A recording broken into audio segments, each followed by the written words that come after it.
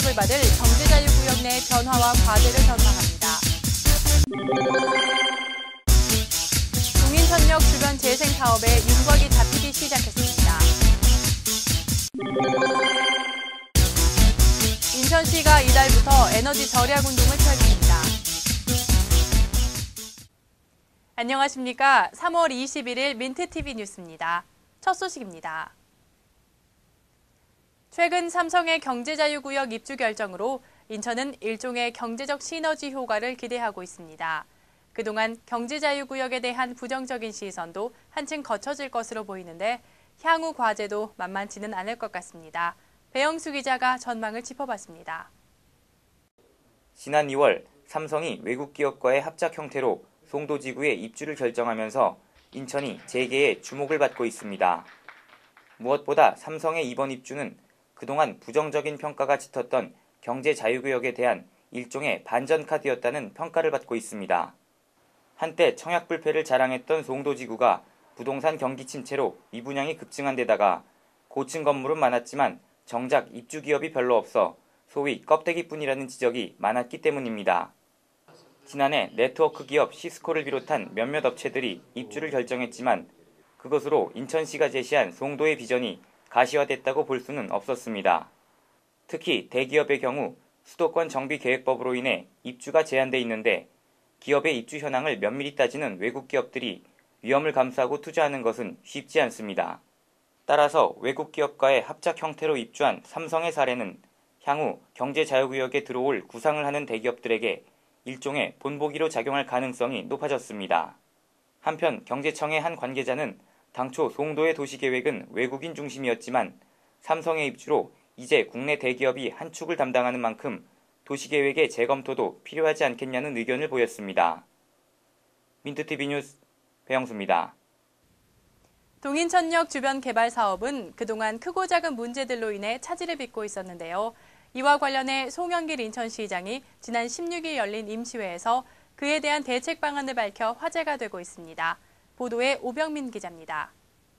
동인천역 주변 지역은 그동안 뚜렷한 개발 사업 방안이 없어 주민들의 민원이 끊이지 않고 있습니다. 이에 송영길 시장은 제190일의 임시회에서 동인천역 주변 재생사업은 전면 개발 방식보다 순환 개발 방식을 적용해 개발할 것이라고 밝혔습니다. 시의 재정상 한꺼번에 많은 예산이 소요되는 전면 개발 방식보다 적절한 시기에 비용을 지출하는 것이 낫다는 판단에서입니다.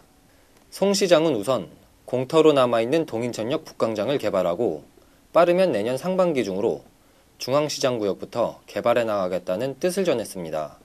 또한 동인천 소재의 중앙시장 상인과 구역 내 주민들이 타 지역으로 이주할 수 있도록 조치해 개발에 따라 생길 수 있는 문제점 역시 최소화한다는 방침입니다.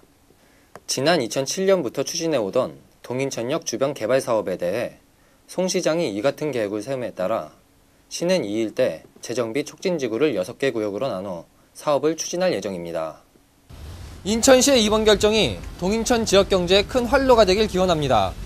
민트TV 뉴스 오병민입니다. 최근 수직 상승하고 있는 유가로 인해 에너지 수급에 빨간불이 켜졌습니다.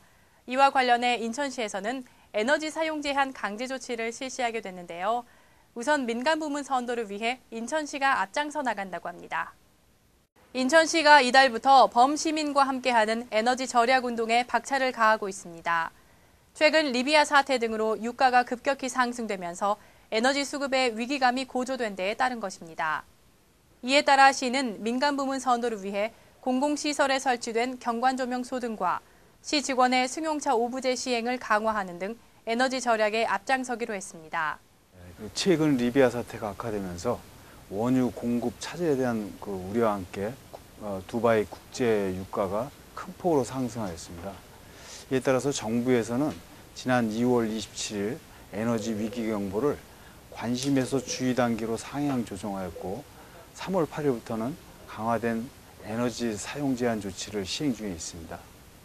우리 시에서는 기업의 생산활동과 시민생활 불편을 최소화하는 범위 내에서 불효불급한 에너지 사용을 우선적으로 제한하고 있습니다. 이번 에너지 사용 제한 조치는 공공기관과 민간 부분의 에너지 절감을 통해서 국가의 에너지 위기를 효과적으로 대응하기 위한 조치이므로 시민들의 적극적인 협조가 필요합니다. 이와 함께 민간 부문은 백화점과 대형마트 등 대규모 점포의 영업 종료 후 야간 조명 금지, 그리고 아파트 건물의 야간 조명은 24시 이후 소등하는 등 조치가 시행됩니다. 시는 에너지 위기가 진정될 때까지 에너지 사용 제한 조치를 지속적으로 실시할 예정이며 위반 시에는 최대 300만 원 이하의 과태료를 부과할 방침이라고 밝혔습니다. 한편 시 관계자는 에너지 절약 운동은 인천시뿐만 아니라 온 국민이 함께 풀어나가야 할 과제라고 밝혔습니다.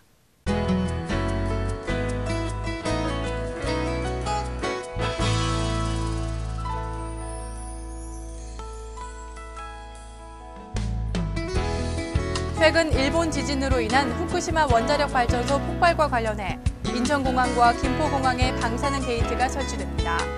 교육과학기술부와 한국원자력안전기술원은 최근 일본에서 귀국하는 항공 탑승객의 방사능 오염 여부를 검사하고 조치하기 위해 이들 두 개 공항 내에 방사능 게이트를 설치해 운영한다고 밝혔습니다.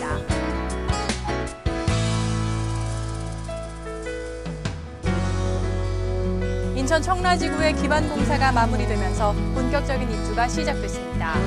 경제청의 한 관계자는 올해 청라지구에 약 7,800가구가 입주 예정이며 5곳의 학교 역시 개교 예정에 있어 지난해 63%에 머물렀던 입주율도 상승세에 있다고 밝혔습니다. 한편 인천시는 토지주택공사와의 협의를 거쳐 신설학교의 조기 개교와 버스 노선의 확충을 추진할 계획입니다.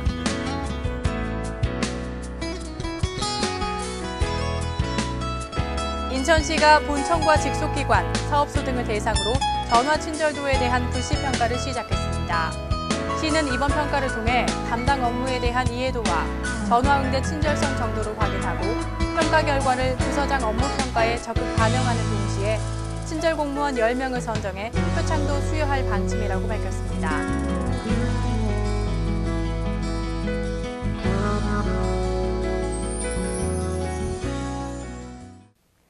이상으로 3월 21일 민트TV 뉴스를 마치겠습니다. 시청해주신 여러분 고맙습니다.